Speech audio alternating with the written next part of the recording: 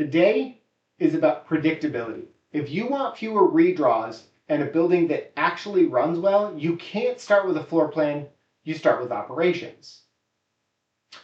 If you've ever looked at a good plan and felt unsure that it matches staffing reality, then this whole video is for you.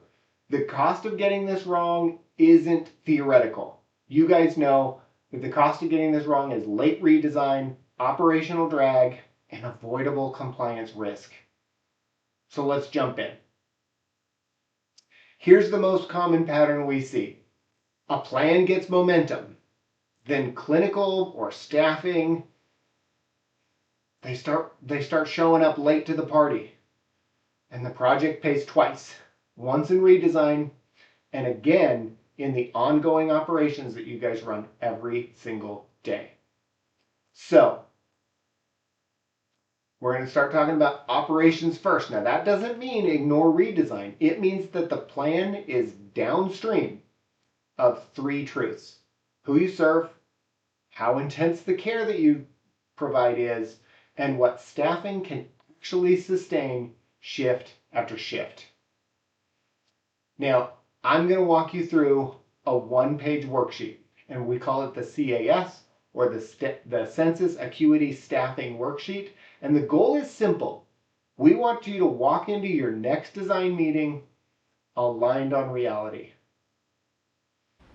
So we're going to start with census. Now, you guys know that census is how many beds are filled on a normal month. And acuity, as you guys well know, is how much help those residents need. And if these aren't stated clearly, the building gets designed on a fantasy, because as an architect and as a designer, we think we understand what you do, and we think that we can put ourselves in your shoes, but the reality is that we can't. For all of the things that we try to do to really understand what it feels like to move or transfer a patient, we've probably never done it. So the other thing that we want to do is we want to capture expected drift. If your referral mix is changing, if your clients or your residents are getting a higher and higher acuity over time, your building needs to support where you're going as well as where you are and where you've been. So most plans fail because staffing is treated like a spreadsheet instead of a workflow. In 1 minute, answer, when you're looking at your plan, answer: where do staff chart? Where do we stage meds? Where do we grab supplies? And where do we go to decompress? Then name the 3 activities that create the most steps for your organization. And these are the things that are your layout drivers. If you can't locate them, if you can't see them, and if you can't designate them on the plan, they don't exist, which means that you're going to have to operationally work around them. So now we're going to take this layout and we're going to test it against the 5 realities that you guys deal with every single day, whether you know it or not. The first one is observation. Can you see what you must see from where staff is? 2 is the number of steps. Is this building going to make you, is this building going to charge you for every extra turn every single day? 3 is response. Can help arrive fast and safely?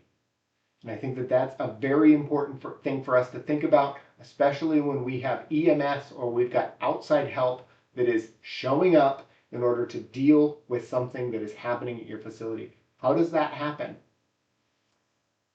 The 4th one, of course, is clean and soiled utilities. Do those workflows cross? Where are things coming from and where are they going? 5 is peak compression. So what happens in this building when it's the absolute busiest? So let's dive in real quick. The first thing that we're going to do is a really high-tech, high-intensity, no, I'm just kidding.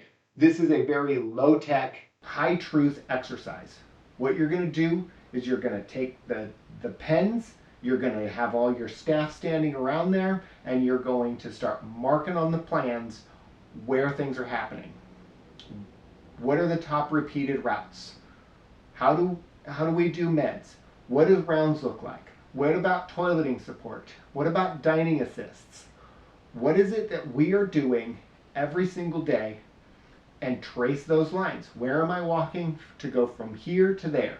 If those lines are chaotic, if the end result, when you step back from that plan and you're like, oh my God, this looks like a mess of spaghetti, your building is telling you something, that your staff time is going to evaporate. It's all those steps that's going to just take time and mental acuity out of your staff, right? That is operational drag.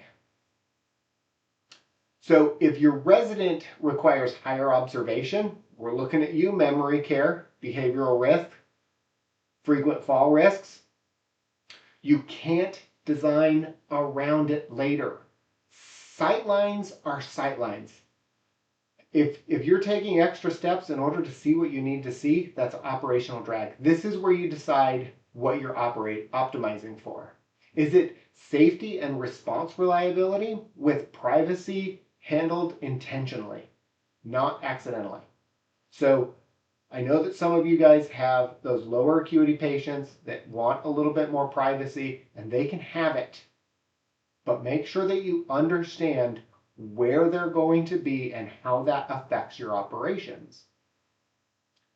So the next thing that we're going to look at, of course, is clean and soiled flows. So this, when clean and soiled things cross, when this flow crosses, it's one of the most common sources of operational stress and compliance vulnerability, especially when we start talking about renovations. If you catch it early, it's a design move. If you catch it late, it becomes expensive and operational drag. It means that you're going to pay for it in staff time. So what do we do about this? Here's the practical use. We're going to run a 45-minute CAS meeting before you pick a plan.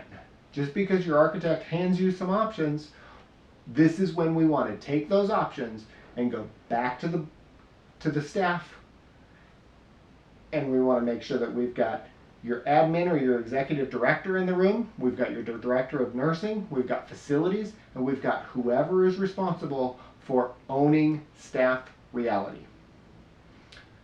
The agenda is simple. It's a quick 10, 15, 15, 5.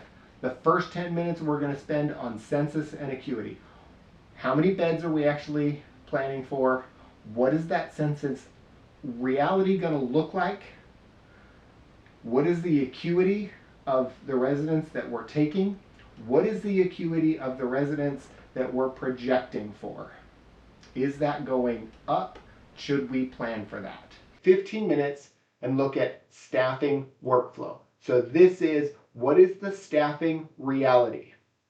Not what does the chart look like? What does the graph look like?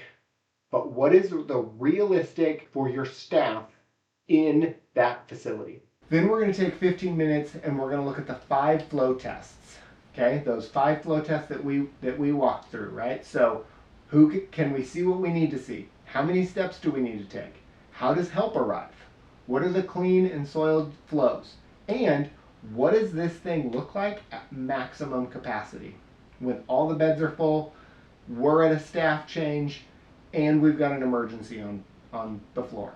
These then are going to lead to the last 5, which is to lock the outputs.